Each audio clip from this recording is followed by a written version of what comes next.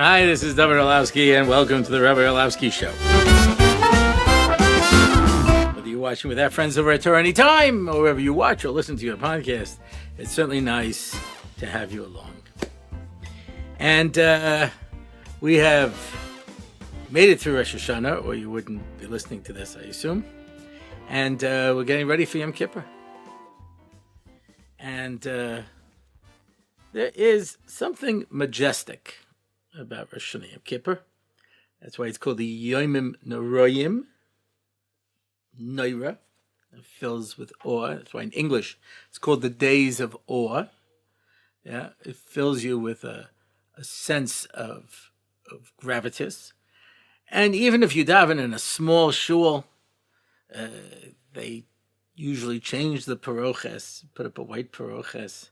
And you're coming on Yom Kippur, you have the white paroches, hopefully you have the white cover on the bima, and everybody's wearing kittles, and there's a majesty to the day that you feel when you come in. There's something about coming in, assuming that you can make it in time for Tefillah's Zaka.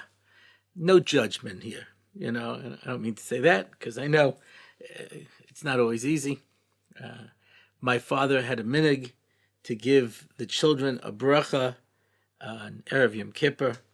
Some people give them every Friday night. My father only did it Erev Yom Kippur. And so how many times have I ran off to shul and then my wife tells me you forgot to light your Yahrzeit candles, So you have to remember this. Things take care at the last minute and everyone's nervous to be able to eat enough, drink enough. We're probably the most nerve-wracking part of the day is, of course, whether or not we're going to be hungry. I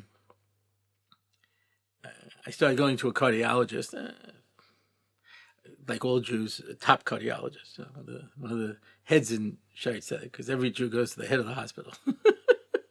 Dick says, how many heads of the hospital can there be, But he's one of the heads of the cardiologists. I forgot which area of cardiology he is, And when I went to him after my heart attack, in my bypass operation,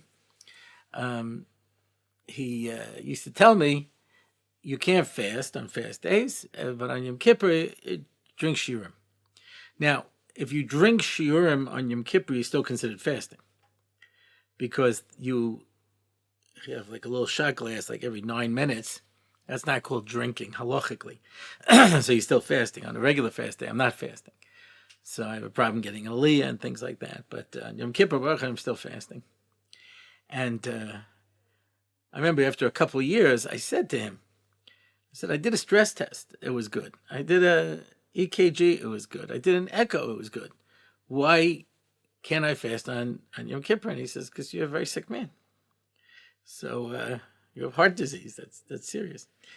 Anyway, so you think a little tiny cup of water every 9 minutes, let me tell you, it really makes a difference. It doesn't add up to that much at the end of the day, but it does carry you through. You get on Yom Kippur, when you're fasting like that and your mouth starts to get so dry and parched, especially if it's hot. You dry out either if it's hot or it's over air conditioned, because the air conditioning dries out the air, So you could be in shul and you're freezing and drying out at the same time, So it's like sort of like freeze-dried coffee, you know what I mean? But anyway, so you're going in. People are nervous and they get up to shul, but assuming you can get there early enough where you can still sit down, you see all the people sitting there saying Til Zaka. It's there's something majestic. And then they take out the Sifrei Torah, they do Kol Nidre. It's something that has touched Jews throughout history, even when Jews were more distant from Yiddishkeit, from their Torah and where they came from. Kol Nidre always had a certain meaning to it. The shuls would fill up. I grew up in a conservative synagogue, and they used a small shul area, small chapel. I don't know what you would call it. It wasn't the chapel. The chapel was downstairs. It was the small synagogue during the year. And on Yom Kippur, they had doors in the back to the social hall that they would open up, and then they would make an overflow minyan in another place. And the place was packed. People never came to shul. But Kol Nidre, everybody came. It's one of the tragedies that it was filled with people who wanted to feel some kind of a connection and didn't. I think that's really maybe the saddest part, is that people would come to Shon Rosh Yom Kippur looking for something that would speak to them, that would be meaningful to them, and they weren't getting it. But they wanted to be there. Shon Yom Kippur. Yeah. There was a Jewish baseball player, not religious, Sandy Koufax, and the World Series came out on Yom Kippur. And to him, it wasn't even a shayla. I mean, his whole life was baseball. But it wasn't even a shayla. I'm going to Shon Yom Kippur. But it's the World Series. The World Series. But it's Yom Kippur. On Yom HaZikaron in Israel, they blow a siren, and everyone's supposed to stand in silence, remembrance of the soldiers who fell. And okay, there are many Charedim who believe that falls under the category of Chukas Hagayim, laws of the non-Jews that you're not supposed to keep, because we Jews have never commemorated with a moment of silence. We're not good at that. Silence is not our key. Dibur is where our koyach comes from, and not sitting silently. There was one year during Yom HaZikaron, there were some kids. It was kids who were fooling around and yelling things and whatever at the soldiers. And so this became a major blow up. So a bunch of Haredi leaders in Yerushalayim met with, I think the guy's name was Kahalani, and to basically apologize that there were kids who were making noise during the Yom HaZikaron. And he looked at them with a mixture of anger and contempt. And he said, "You don't understand. This is our Yom Kippur." No, they didn't say anything, because there are certain people who are better at politics than I am. It's the reason that I would have never considered a career in politics. It's probably the reason why I've never had a job as a synagogue rabbi, because it takes a certain finesse and an ability to keep your mouth shut, which I have never been good at. As Mendel Weinbach Zatzal, the founder of Or Sameach, once said, "You're so effective, but what are we going to do about your big mouth?" So it is a problem, yeah. But they would have said, "This is my Yom Kippur." I would have said, "Nebuch, you have no idea what Yom Kippur is. If the fact that 70 years ago they made a rule, we're going to blow a siren, everyone's going to stand silently, that to you is Yom Kippur? It's clear you've never gone to it. In Israel, there are still people who are divorced from what basic Judaism means. It's sad. There are a lot of Jews here who don't know basic things about Judaism. There was a paper that was writing up that tonight is going to be Kol Nidre. They spelled it with a kuf, Kol Nidre, like the sound of Nidre, as opposed to Kol. All no difference. They know what it meant. I heard some on the radio once, one of these secular radio stations. And Israelis call it, Yom Ofanayim, because there's at least enough sensitivity on Yom Kippur that even though they don't go to shul and they don't understand it, but they don't drive. The roads are, for the most part, empty. Everybody rides bicycles. So she was interviewing some rabbi beforehand, and she was like joking, goes, "No, Od Kama Yomim, Yom Kippur, Yom Ofanayim, Nachon?" And he said, "This is not a joke. This is the most serious day in the Jewish calendar. Jews take this very seriously." And she was like, "Oh, okay, whatever, move on." It's uncomfortable. You're making fun of something that is so important to Jews throughout all of history. Kol Nidre. Yom Kippur. the efforts that Jews have gone to be able to get to Shul on Rosh Hashanah, Yom Kippur, what it means. So there's a majesty to this day. And there are things that throughout the day obviously have different meanings to different people. And the certain piyutim have special meaning, certain tunes have special meaning. But the Kriyas Torah is, of course, about the avoda in the Beis Hamikdash that took place, Parshas Zachar and Rose. And in the afternoon, we read the Parsha of Arayos. A lot of different reasons why. This is in the afternoon. A lot of people are thrown off because they're used to coming late, especially on Shabbos Mincha, because they figure, okay, there's Ashrei, there's Uval Tzion, And not on Yom Kippur, they start right away taking out the Torah. Right away, they lay in the Torah. And then they have Mafti Yoina, an entire sefer that is read as the Haftarah, the story of Yonah. We're familiar, of course, from the time we were children. Yonah, the reluctant prophet. Hashem tells him, go to Nineveh and tell them, if they do not do tshuva, then he's going to destroy the city. And Yonah says, no. And gets on a boat to escape. And it stresses, he gets on a boat to go to Tarshish. And suddenly there's a storm. And it's not your average storm, because the storm is only around the boat.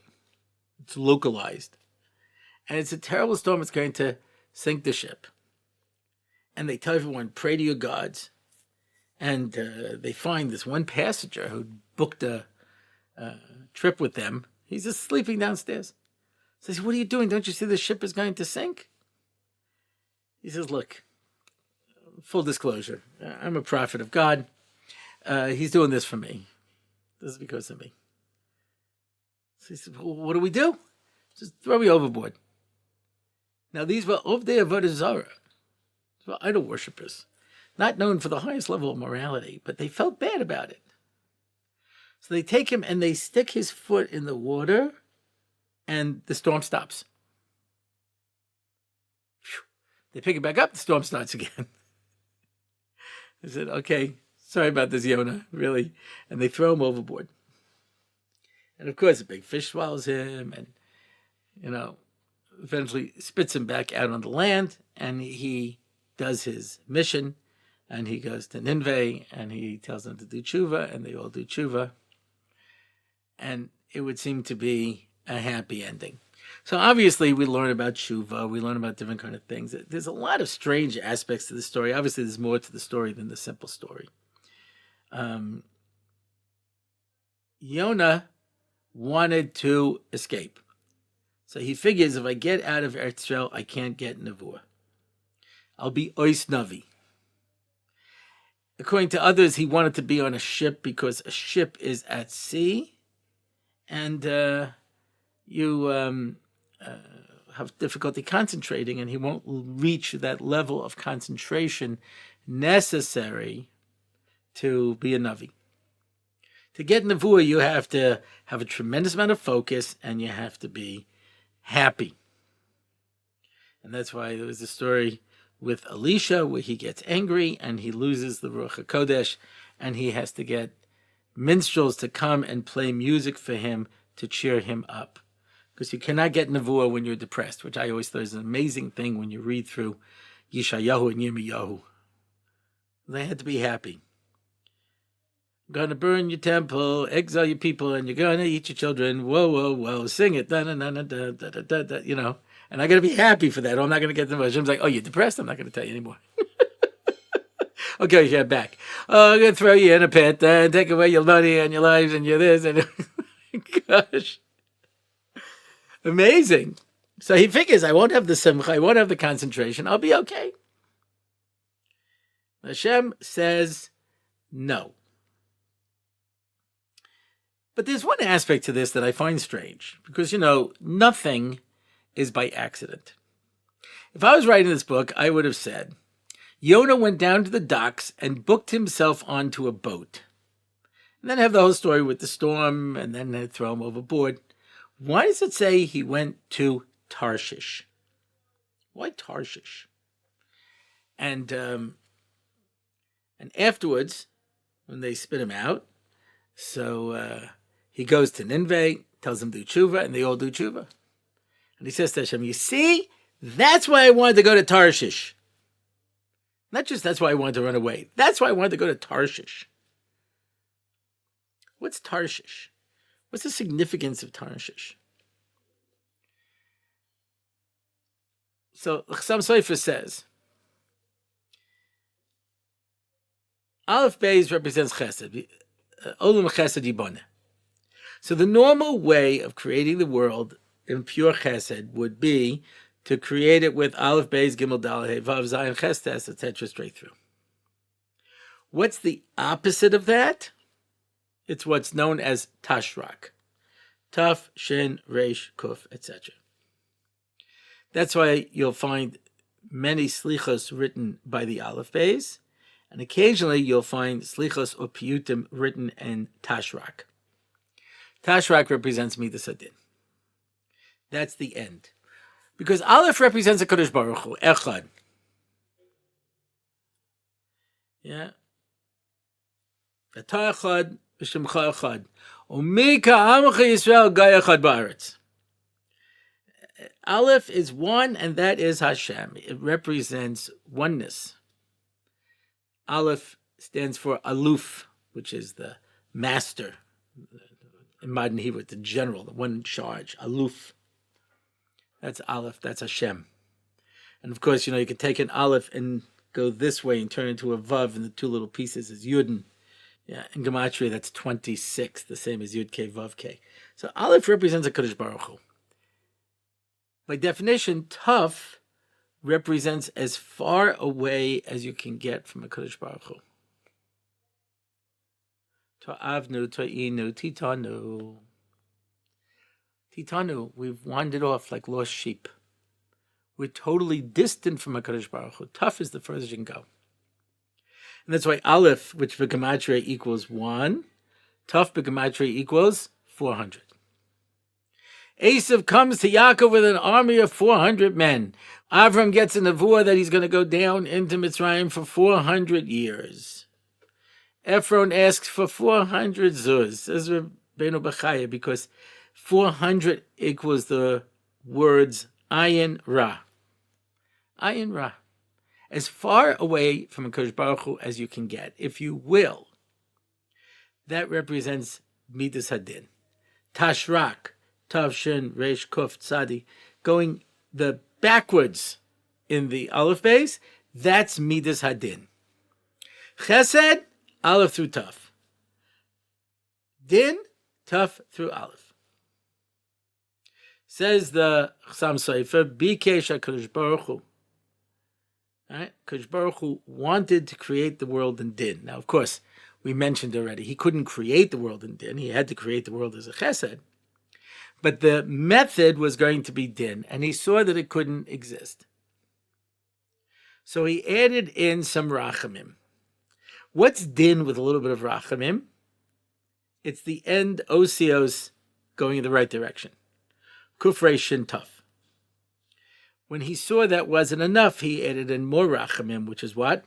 Aleph Beis Gimel Daled, going backwards, Daled Gimel Beis Aleph.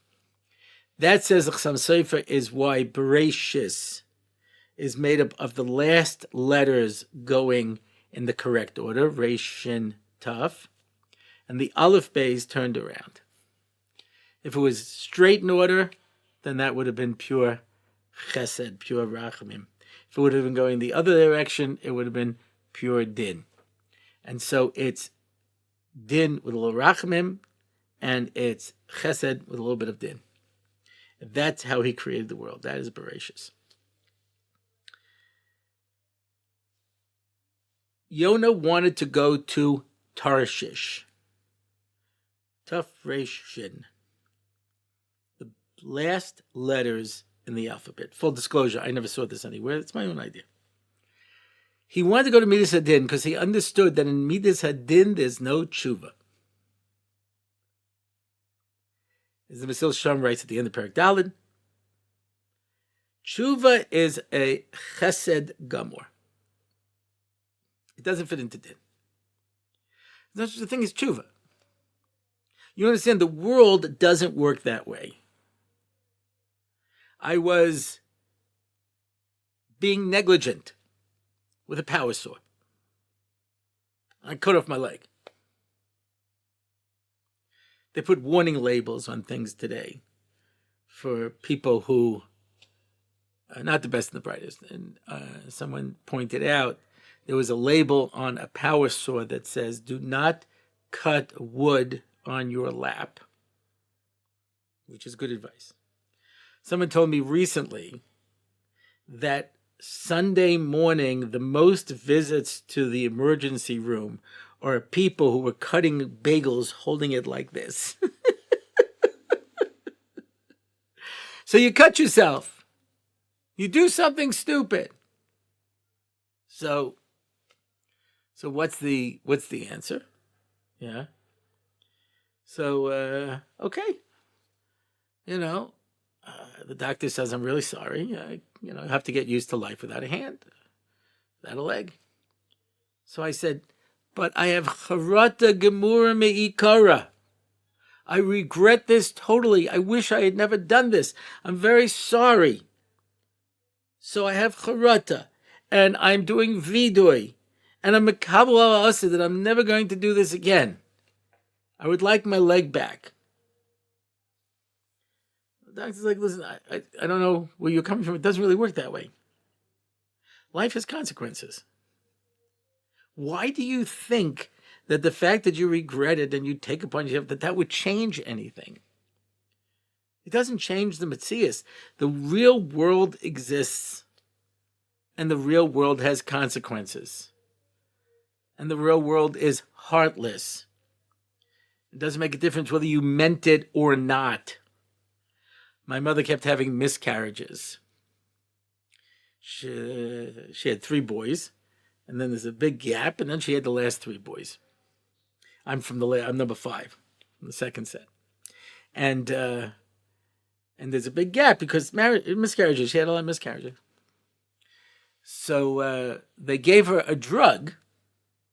This was in the 1950s, called thalidomide, which prevented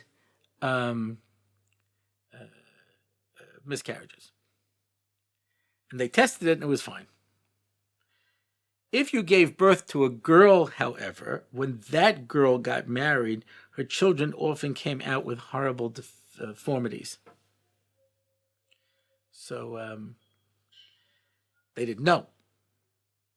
Certainly the mother did not intend that her grandchildren should turn out this way. She just wanted to be able to have children.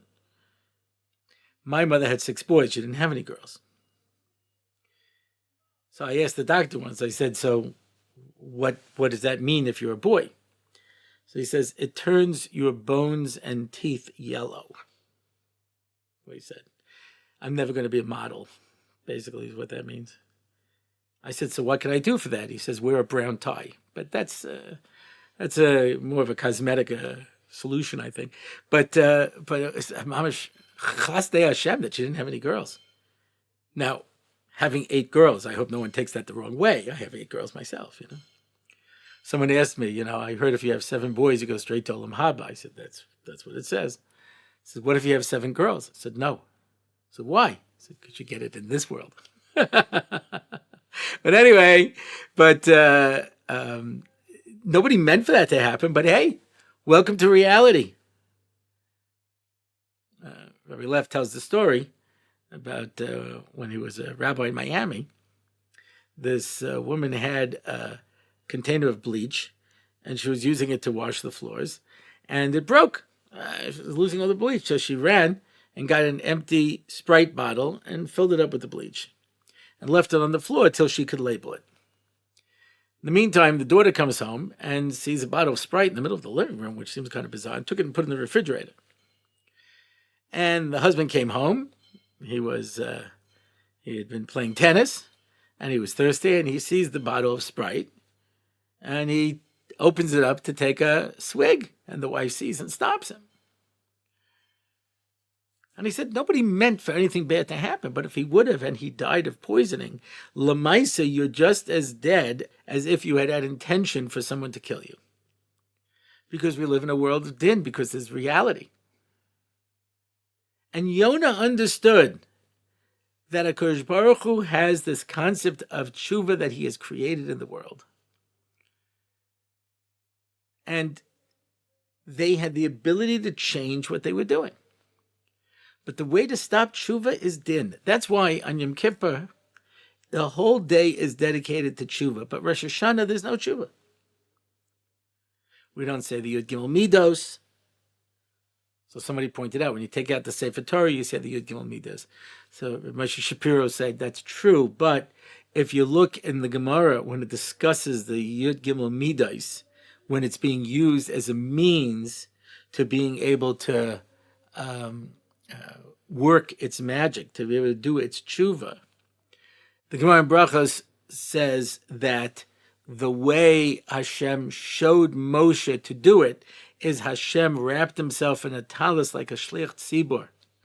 V'yavo Hashem al panav vayikra. And then the Yud Gimel Midos. If you leave out that introduction, it's not the Yud Gimel Midos. It's just a statement. And it's just a statement that we make when we take out the Sefer Torah, but it's not the Yud Gimel Midos to have the power of tshuva, the bris. The bris, where I say I will forgive you when you say the Yud Gimel Midos, that has to have a certain form to it. A tzura, you can't just do it for nothing. So that we don't do on Rosh Hashanah. We don't talk about tshuva on Rosh Hashanah. Because Rosh Hashanah is din. There's no tshuva in Rosh Hashanah. There's no tshuva in din. When the judge calls you up, he's there to try your case. He's not there to take into account extraneous information. He has to just judge the case. Rabbi Yitzchak Rosenberg told the story. He worked in NCSY for many years. As an advisor, he was the assistant national director, the national director. And he was close to Dovid Lipschitz in Shiva University. And he said one time he had a problem, a kid had a shaila. And he says to Reb Dovid, it's very important that we find a heter for this kid. And Reb Dovid looked at him and said, if a poor person brings me a chicken to ask if it's kosher, the only consideration I have is the chicken kosher. I could raise money for her. I could give her my own chicken. I could cry with her. But if the chicken's treif, the chicken's treif. That's din. Din doesn't have two sides to it. That's the job of the dayan to decide yes or no. And so we come up with a din. The din is chayiv, zakai, dainani, whatever it is. Then you go into Yom Kippur and there's no din. We're not judging you now. There's the din of Aseres Meitshuva. There's the din that Hashem makes before Tekiyah Shofar. There's the din after Tekiyah Shofar. But Yom Kippur is outside of that. That's when we throw ourselves on the mercy of the court. That's when we take into account all of those other factors that we hadn't thought about. But in din, there's no tshuva. Did you kill the man or not? Yes, Your Honor, I did. But I want to point out that I feel very bad about it, and I'll never do it again. Now, in New York, you get out now for that. That's okay. That's enough. But in din, when there used to be, courts of law, one of the Shev mitzvahs in Noach is to set up courts of law to enforce laws. So when you have these prosecutors who say, we're not going to prosecute any laws, you understand that's not good for society. Because Baruch Hu gets very upset at societies that don't keep the Shev mitzvahs b'nei Noach. But I feel really bad about it. The tshuva doesn't fit in. He went to Tarshish. Tarshish represents din because there's no tshuva there. And Hashem gave him a tremendous chesed, saved him, and he did tshuva inside of the big fish. And he spit him out and said, okay, let's try this again. I want you to go to Nineveh, and I want you to tell them the following message. He's like, okay. So he gives the message, and they all do tshuva. And he didn't want them to do tshuva because it's going to make the Jewish people look bad. Because the Jewish people have all these Nevi'im, and they keep being told to do tshuva, and they won't do tshuva. And he goes to Nineveh, and he tells them, the Assyrian Empire, do tshuva, and they all say, okay. And he says, that's why I wanted to go to Tarshish, because I knew that this would make the Jewish people look bad. Yom Kippur is not a day of din. Yom Kippur is a day where we go in dressed in white. Isn't that a strange idea? We're going in with the assumption, you don't need Yom Kippur if you got through Rosh Hashana as a tzaddik, right? So you need Yom Kippur because you're not. We go in dressed in white. Yeah, because we're confident. Kosh Baruch Hu said, if we keep Yom Kippur the right way, he will forgive us. And there's machlekes in the Gemara, that there's a Manda Oma that says, even without tshuva, Yom Kippur will get you forgiveness. It's just the power of the day that Hashem guaranteed us. A day of awe, a day of power. So, Mitzvah Hashem, everyone should have a chesivah chesimatayva. It's been written, but it hasn't been sealed. Until it's been sealed, you can still make changes. You can still bring it back. So whatever Kodesh Baruch Hu has in store for us this coming year, whatever's been written, on Yom Kippur you have the chance to change it to something else. U'tshuva, u'tfila, u'tzedakah, ma'avirin Ezraya gezerah. What's ma'avirin Ezraya gezerah? You mean mevatel the gezerah. Rosh Hashana is din. Kodesh Baruch Hu decided how many people are going to die and how many people are going to live. And tshuva, tefillah, and tzedakah, you can move that around. And instead of good people dying, not such good people will die. Ma'avirin Ezra gezerah, move it to somebody else. Gilbert and Sullivan had this comic opera called The Mikado. And in it, the executioner sings this song, I have a little list, I have a little list. There's a very many people who never will be missed. They never will be missed. And listen to all these people who he feels like he could kill and nobody would notice. Doesn't make a difference. There are certain people who, Mitzvah Hashem, when we do our tshuva, tefillah, and tzedakah on this Yom Kippur, it'll be ma'avirin Ezra hagezerah. The people deserve it. On the subject of tzedakah, people have asked me, can you sponsor this podcast as with tzedakah money? The answer is yes, because it's being used to be mefarsem Torah to thousands and thousands of Yidden and give them chizuk and strength. And so, therefore, I forgot at the beginning to thank our sponsor who is sponsoring this episode. It's a schus for his family, and may him and his family have a good gebench diyar and ksiva chsima taiva, along with all of Klal Yisrael. And now we come to the question and answer portion of our program. The first question is particularly significant in light of what we just said. Shimon Guttman asked, how do Reshaim like Hitler, yemach, shemo survive a single Rosh Hashana and Yom Kippur? Surely they were written in the book of death. Surely. Surely they were. And don't call me Shirley. What does that mean? So, Rav Dessler says, the Gemara says that tzaddikim, even when they're dead, are called alive. And Reshaim, even when they're alive, they're called dead. And he says there are people who are written in the book of death and they are dead. They're just not going to be buried for another 40 years. But they're dead already. They're the walking dead. There's nothing left in them. Yeah. So that's the answer. You get your din. It will get carried out in the right time. But as far as being dead, you're dead. Anonymous asks, what is the nicest thing someone ever said or did for you? Oh my gosh, that's a hard thing because I have tremendous hakaras hatov to so many people. The nicest thing anyone ever did for me, I would have to say, was my Rabbi Yaakov Avinu, who was makayev me. I'm a firm Jew today because of that. So how could I think of any chesed in my life that's greater than that? On the other hand, I never would have met him if Rabbi Findel hadn't started the Hebrew Academy of Nassau County and convinced my father to send his boys.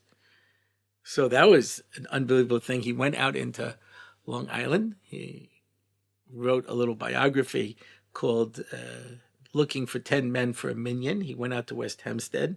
There was no Orthodox shul there, and he put an ad in the paper and started it and built the whole community and built the day school. And, thousands of people are from today because of that. Well, that was a pretty good chesed, I think the fact that my wife married me, that was one of the nicest things that ever happened to me.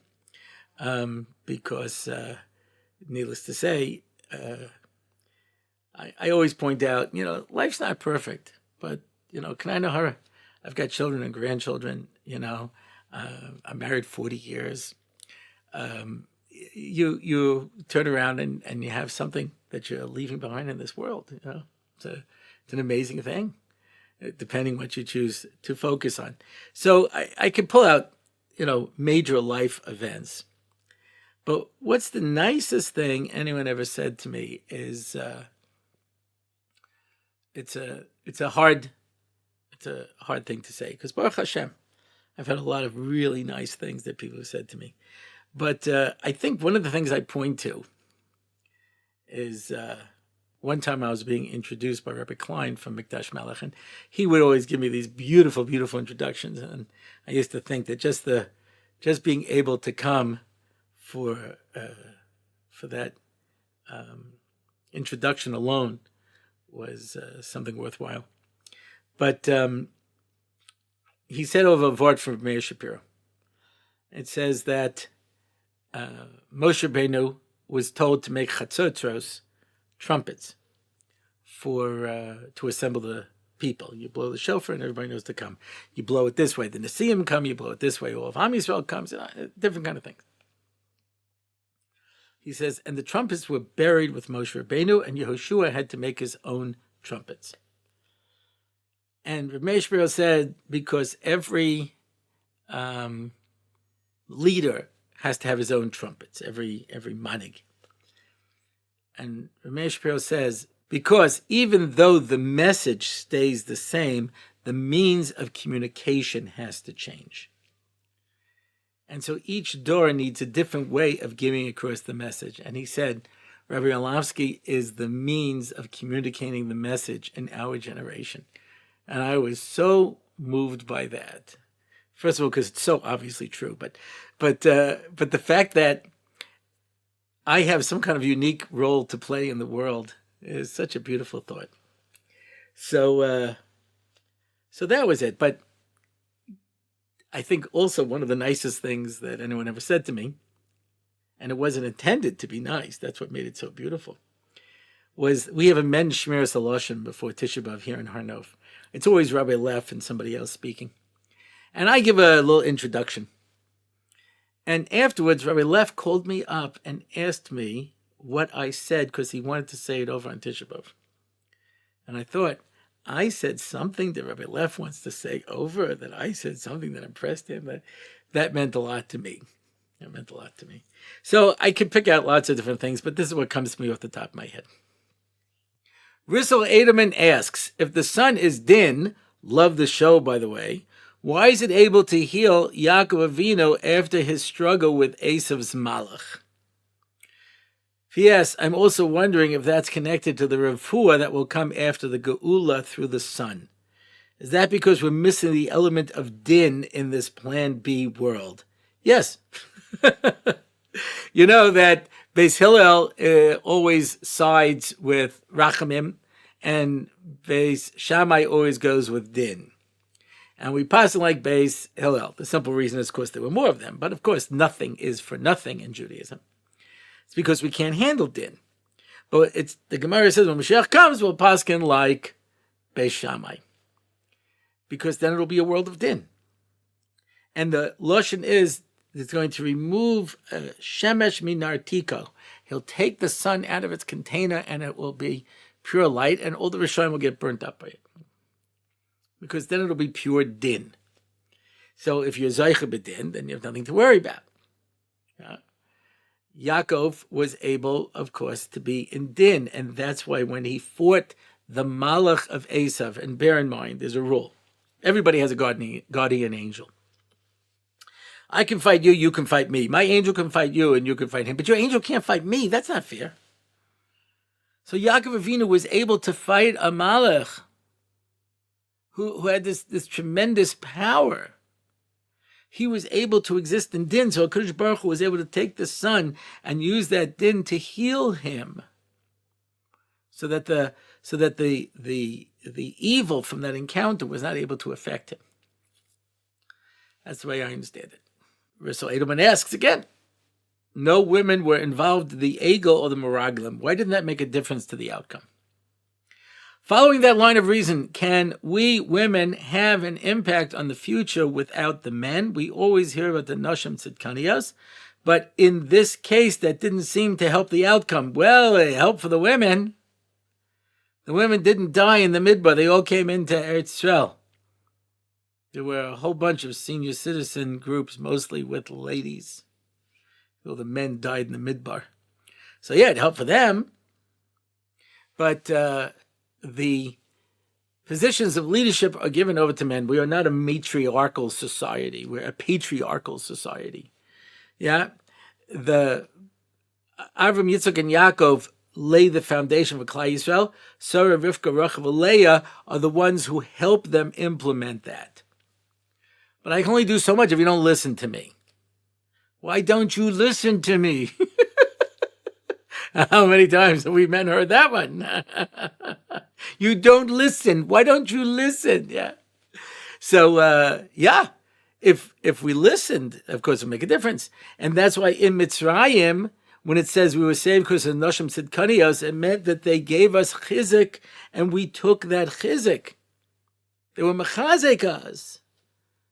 But we ignored them at the Eigel, and we ignored them at the Meraglim. So they were protected from the effects, but the men were not, because they chose to reject what the women were offering them. But b'yemos Mashiach, the women will be the ones who are providing that strength. I've mentioned this before, where I used to have trips to Europe. The Frieds would make different trips to different places in Europe, and I had the zchus to be able to go along and offer words of Torah. I wasn't the tour guide. I didn't give any of that kind of stuff because that would involve me actually doing research and preparation. And, there's somebody who has a podcast every week, and he takes an ad out saying what the topic is and who's going to be on the show and what he's going to discuss. And I thought maybe I would do that too. The Rabbi Orlofsky show. This week, I haven't the slightest idea. Rabbi Orlofsky walks in and says, what do you think I should talk about this week? Now, that's not always fair. Sometimes I decide on the car ride over. But it's an ongoing thing. My wife doesn't know what to do when I say, what should I talk about? 200 of these things almost. Each time I have to come up with, what should I talk about? You try not to repeat yourself, but sometimes you can't help yourself, Because I'll walk into my Rebbe and I'll say, what should I talk about? And, it's not easy because, you don't want to repeat yourself. Anyway, so I used to do these tours to Europe, and when we went to Portugal, so the tour guide, like I said, I'm not the tour guide. That would take a lot of preparation. But the tour guide said that the Inquisition focused on women more than men. Because for men, you just have to take away their books and they lose their effectiveness. But women are the source of keeping the Judaism alive in the home. It's a nashim tsidkoniyos, and that's going to bring the Geula Me'etz Hashem. Okay, one last question. Anonymous asks, why is it that every Gemara, which is Torah Sheba'al Peh, has to be printed in the same exact layout, but Chumash, which is Torah Shebichsav, could be printed in different layouts? Shouldn't it be the opposite? So, the short answer is, it's not true. Gemaras were always written out by hand. And that's why when you look at the Rishonim, they never mention a daf. They mention a perek. Right? You look in Rashi, look in Nicest, like it says in perek such and such. It only has the perek. They don't know what page it's going to come. It's being written out by hand. When the printing press came out, so people typeset the Gemara. Now, there were different versions of it. There was the Gemara of Kelm, which is different than the Gemaras we have today. For the most part, what we have today is what's known as the Vilna Shas. And that was typeset in Vilna, and it became more or less standardized. Why? Just for convenience. If I say, it's in Shabbos Daf Chav Beis, so you know where to go and look. But if I just say it's in Perek Eilu Madlikin, then you have to go now and start looking around trying to find it. It's a little bit harder. So therefore, we just kept this Tzuras Hadaf because it was more convenient. It was the one that was already there. I remember when they came out with a new Rashba, and obviously it changed the Tzuras Hadaf from the standard old Rashba. And I was in Shir with Orlofsky, and he says, "Who has a Rashba?" So they give him a Rashba, and he's flipping through it. He goes, "Can you give me an old one?" The old one, I know where to find it instantly. This, I'm flipping around. I don't recognize the Tzuras Hadaf. So for the Gemara, it was much more convenient to have a Tzuras Hadaf. Parenthetically, the Steinsaltz has a different Tzuras Hadaf, the one that is commonly used. But you'll notice that the Shinantim and the Masifta and the Art Scroll, which will have more than one page explaining it, they keep the Tzuras Hadaf and they just do pages and pages of their parish. Theoretically, they could have just put that piece of the Gemara with their parish and done that over and over again. But they want to keep the Tzuras Hadaf. Yeah. Just like I say, convenience, easy to find so that we're all on the same page. What's the difference by Chumash? If I had to venture a guess, I would say that's because when the Christians set up a system of prakim and psukim, so they set it up where there's an easy reference. The references have no significance and don't make sense necessarily without break a perek in the middle of a sugya, in the middle of a little parsha. But for convenience sake, you can always say it's perek this, pasuk that, and everyone knows where you are, so there's an easy reference.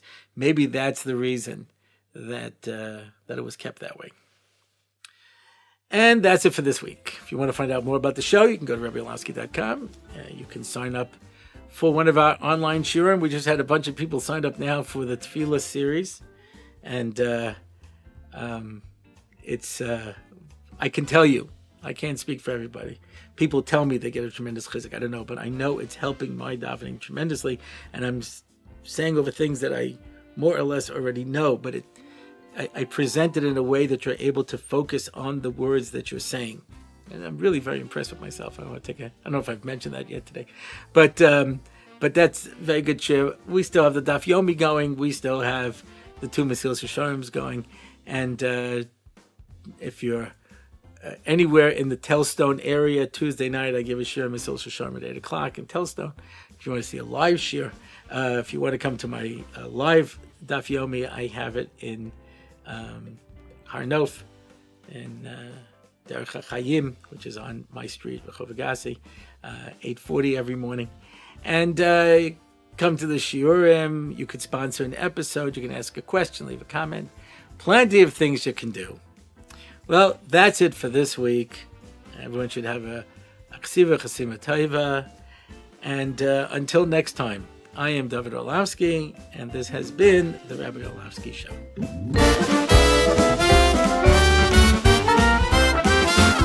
It's the Rabbi Orlofsky Show. Torah and Simcha, ready to go. It's the Rabbi Orlofsky Show. Knowledge and wisdom will help you grow. Lots of fun in every episode, and we don't have to rhyme. No, we don't. It's the Rabbi Orlofsky Show on RabbiOrlofsky.com. Torah, anytime, YouTube and more. It's the Rabbi Orlofsky Show. Torah and Simcha, ready to go. It's the Rabbi Orlofsky Show. Till next time, till we meet again. It's the Rabbi Orlofsky Show. It's the Rabbi Orlofsky Show. It's the Rabbi Orlofsky Show.